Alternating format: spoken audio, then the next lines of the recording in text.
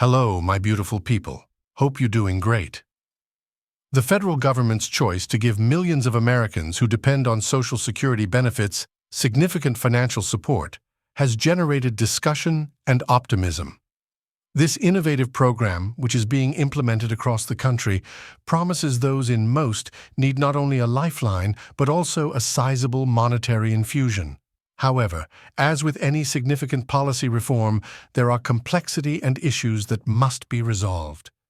Greetings and welcome to my channel, your go-to resource for the most recent information on Social Security and fourth stimulus checks specifically designed for American seniors, including those on SSI, SSDI, and VIA.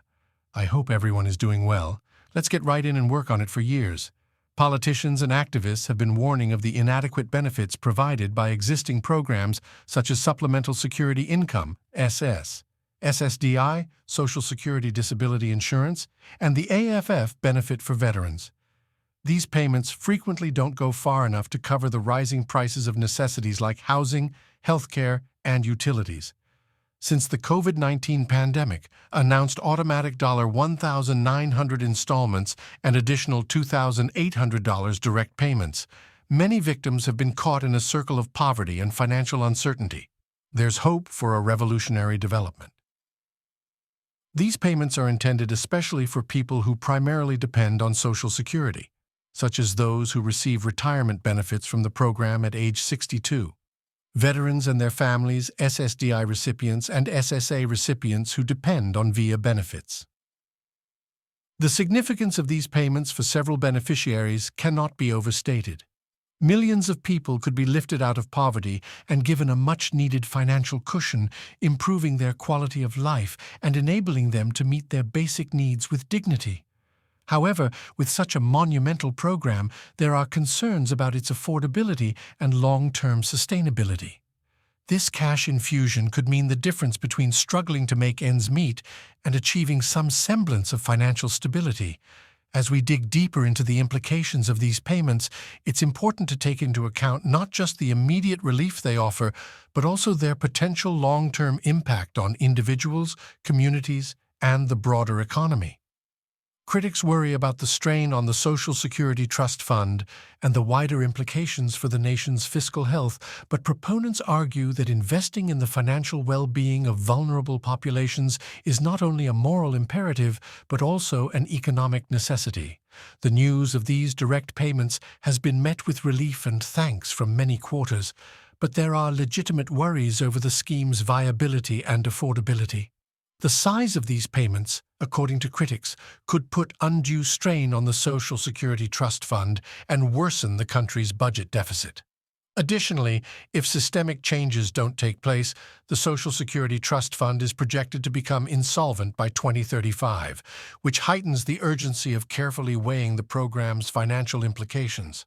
However, supporters of the program argue that by rescuing millions of people from poverty and enhancing their purchasing power, investing in the financial well-being of vulnerable populations, the ensuing economic stimulation might lead to more tax receipts, the creation of jobs, and general economic expansion. This possibility for economic recovery also highlights the connection between social welfare programs and more general economic results. Proponents highlight the long-term effects of poverty and unstable finances to society. By offering immediate financial assistance, the government may be able to reduce these long-term costs and ease the burden on public resources. People and households that are experiencing financial hardship are more likely to need assistance from social services, incur higher healthcare costs, and face housing insecurity. The federal government has suggested a number of possible financial sources and reform initiatives to go along with the direct payments in light of these factors. Payroll tax adjustments, such as progressively raising the payroll tax rate for both employers and employees, are one alternative being considered. This strategy seeks to increase federal revenue and replenish the Social Security Trust Fund, but it has drawn criticism from some quarters for possibly subjecting workers and businesses to higher tax obligations, casting doubt on its practicality and political viability. An additional suggested financing source is raising or removing the Social Security payroll tax cap would allow the government to raise more money to support the direct payment program and ensure the long-term viability of the Social Security system. Currently, the government only taxes the first $147,000 of an individual's annual earnings, leading to differences in contributions based on income levels.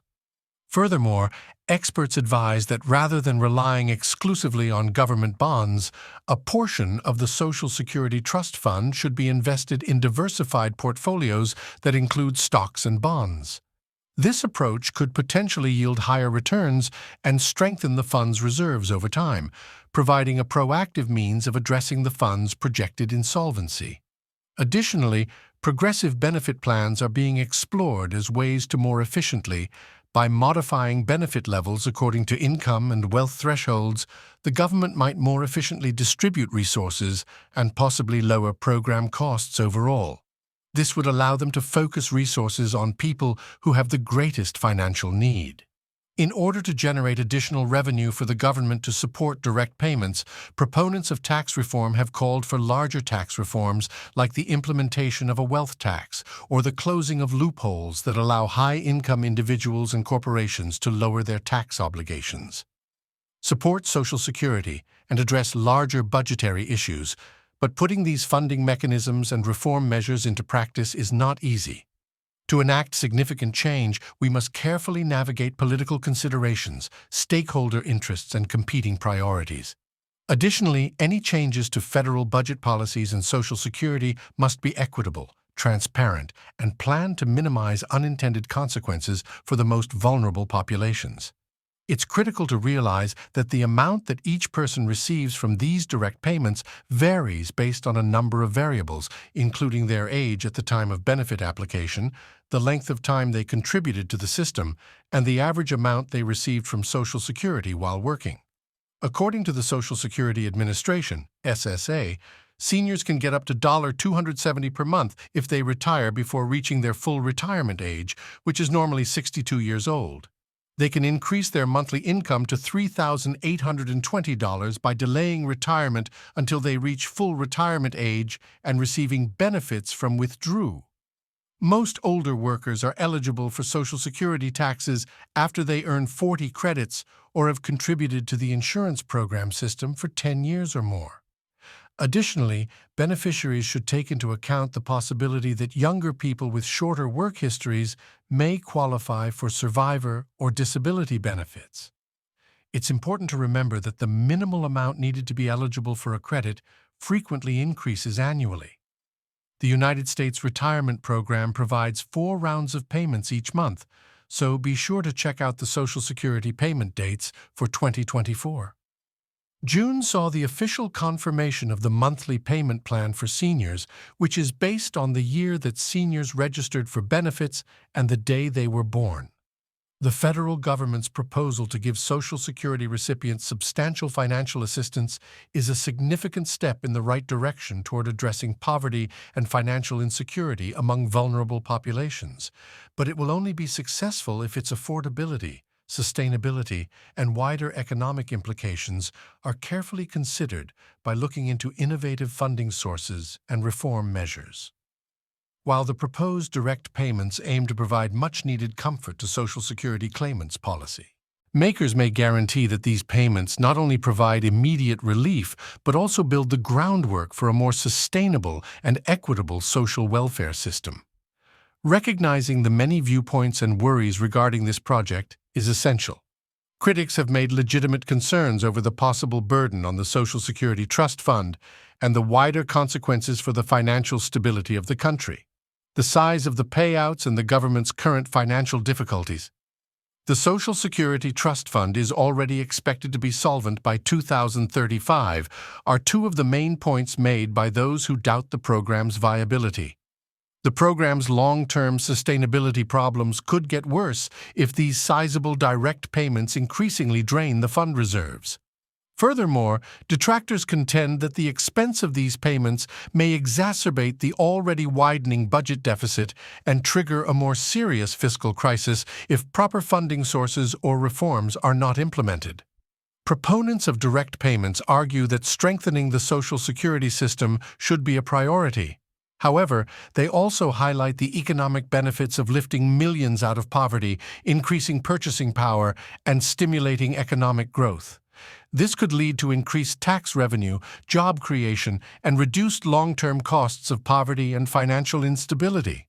To address affordability concerns, the government could explore funding sources like payroll tax adjustments or eliminating the cap on Social Security payroll taxes, which currently only taxes earnings up to $147,000.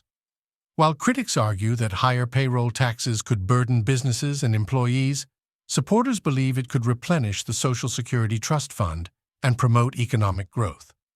Don't forget to subscribe to our channel and hit the notification bell for more updates.